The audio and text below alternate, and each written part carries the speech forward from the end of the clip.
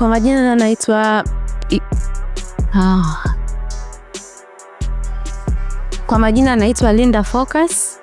Jina langu la uigizaji natumia kama Eunice. Naishi Mbezi kwa Athena, Dar es Salaam.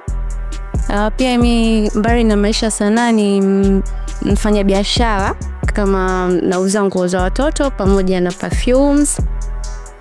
Kwenye maisha yangu ya kawaida. Safari yangu ni ya uigizaji actually ni nzuri na ninaifurahia. Ilikuwa ni mwaka 2013 14. Ilikuwa 2014, lakini nilikuwa sikuzama sana, nilikuwa kwenye makundi mengine before sijakutana na nyota. Kwa hiyo nimeanza muda mrefu kidogo. Kiukweli sijabei sana kwenye mitandao kusema naweza kujipromote mimi mwenyewe. Bado sijajipromote sana kwenye huo upande. Sisi inachokijua mimi, mitandao ya kijamii inatusaidia pakubwa sana. Let's pale ambapo unakuwa umefanya kazi ili kufanya watu wengine wajue nini ambacho unakifanya, unaweza ukawa unatumia kupromote baadhi ya sini zako, vitu ambavyo umevifanya ili kuwafikia. Ananipata kwa Instagram, japokuwa Facebook so sana, then TikTok. As I say, kwamba nilikuwa msanii wa chini na makundi, bado nilikuwa naendelea kujifunza. Ni kitu ambacho kiko ndani yangu. Unajua ile ambavyo unakuwa unapenda kufanya kitu fulani, unafanya, lakini at the same time nyumbani kuna limitation nyingi sana.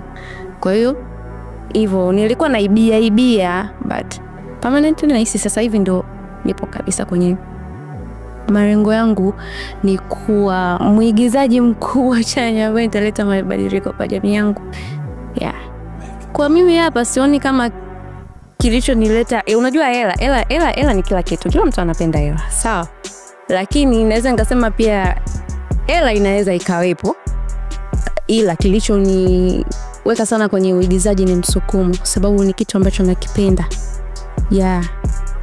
Ni kitu ambacho nakipenda, ni msukumo wangu na jinsi ambavyo kuna vitu ambavyo nina malengo navyo nataka kuja kuvifanya. Kwa hiyo kuwa na jina nahisi itakuja kunisaidia. Changamoto ambazo nimeshakutana nazo sana kwenye makundi ndani ya miaka yote ni ile mnafanya kazi na haitoki, haionekani. Ni ile ambapo pia mnakuwa mara kundi limegombana, unakuwa unarudishwa nyuma, mara pia inakuwa kutokuelewana na directors. Kwa mimi ilikuwa inanirudisha kikweli. Kitu ambacho mimi naona kinasababisha kazi kutoka na directors kugombana ni kutokuwa na misingi yao wenyewe mizuri, kwa sababu unajua mtu kama umeamua kuanzisha kitu, actually unatakiwa utumie akili sana. Unajua kuendesha kundi la watu is not easy. Kwa hiyo unatakiwa utumie akili sana. Kwa hiyo directors nahisi kulikuwa kuna kutokuelewana na mambo mengine labda mimi sikuwa najua why walikuwa wanagombana. Kwa hiyo hivyo kiukweli malengo yangu hello nifanye mpaka sasa hivi bado tena niko hapa Nyota. Malengo yangu makubwa ni nataka nikifanikiwa katika kazi zangu hizi nitakazoenda kuzifanya soon, nitengeneze kitu kwa ajili ya jamii yangu na nizunguka, kwa sababu kuna vingi sana vinavyoendelea huku nje.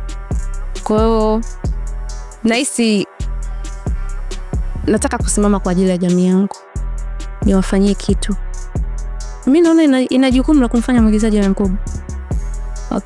Management, kikweli ukizungumzia management ina jukumu kubwa sana la kumfanya msanii awe mkubwa, kwa kumpa tuseme kupromote kazi, kumpromote msanii. Hivyo ndio vitu ambavyo management linatakiwa vishiriki navyo na msanii, ili msanii awe mkubwa zaidi, kumpromote, kuhakikisha unaweka muda kwa ajili ya msanii. Ndani ya mwaka mmoja huu, kwa jinsi ninavyojiona ndani ya mwaka mmoja, natakiwa niwe at least same fulani. Kiukweli kama management yangu itanifikisha kwenye hatua hiyo nayoitaka ndani ya mwaka mmoja, kwanza kabisa siwezi kuikatia tamaa. Nitajaribu kukaa na boss. Nitajaribu kukaa na boss wangu, then tuangalie nini tunatakiwa kukifanya zaidi, ili unajua na yeye pia anakuwa ni mwanadamu. Na ni mwanadamu hata kama ni yeye ni kiongozi, lakini pia ni mwanadamu, anatakiwa na yeye pia umboost sometimes. Kwa hiyo tutaboostiana. Mwigizaji ana nafasi kubwa sana kwenye kuibadilisha jamii, kwa sababu pale ambapo mwigizaji atawasilisha let's say atawasilisha namna ambavyo ubakaji unaendelea nchini kwetu, wataonekana wabakaji wanaarestiwa na kila kitu kinakuwa sawa. Kwa hiyo jamii inakuwa imeshawafikishia hata kama kuna wabakaji, this is not good, kwamba ikiwa hivi na hivi na hivi. Kwa hiyo mwigizaji ana nafasi kubwa sana katika jamii, na ana nafasi kubwa sana yani ya kuwasilisha kila kitu ambacho kinatuzunguka kwenye jamii, na ni rahisi mno sana. Hapo sasa tutarudi kwenye ile kama swali lililopita, ulisema haki za msanii. Pia ninakuwa na haki zangu. Hata kama mimi ni msanii, niko chini ya mtu, bado nitakuwa na haki zangu, si ndivyo? Ambapo kama itatokea ikawa hivyo, either itokee sababu ya msingi ambayo why management itakuwa, kwa sababu kwanza itakavyokuja swala la kazi, lazima mimi ndio yule mtu ambaye natakiwa nikafanye kazi, lazima nijiurishwe natakiwa kufanya kazi fulani, na sababu zitakazo endelea kwamba ni kwa nini imekataliwa pia nizijue. Kwa sababu uwezi unaweza sawa, wanaweza wasinikubalie, wasikubali kwa sababu hela ni ndogo labda ya vile ambavyo wamenikuza, wamenihangaikia, na mimi sipo vile ambavyo mtaka kwenda kunilipa. Kwa hiyo ni sawa kama wakikataa. Lakini pia kwa upande mwingine pia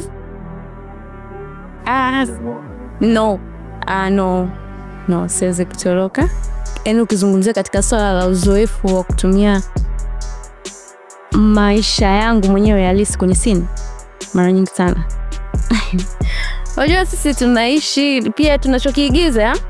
Yaani uigizaji ni kitendo cha kuvaa kiatu cha mtu mwingine na kujaribu kupita mle mtu alipopita.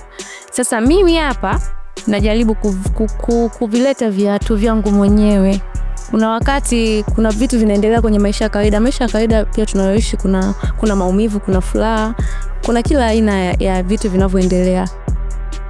Kwa mara nyingi sana nishai kutumia msanii ambaye natamani kufanya naye kazi kwa maana nampenda sana, Welusengo. Nini anatulia kwanza. Ushauri ninaotoa kwa vijana wengine ambao wanatamani kuwa waigizaji, wafuate ile sauti inayotoka ndani ya mioyo yao. Watendee kazi. Wasijifiche. Na nidhamu pia inatakiwa. Kwenye mitandao ya kijamii majina yangu natumia kama Instagram natumia amfifi66. I mean 66. I am Fifi66. TikTok natumia mcfifi. Facebook natumia being Fifi Genie.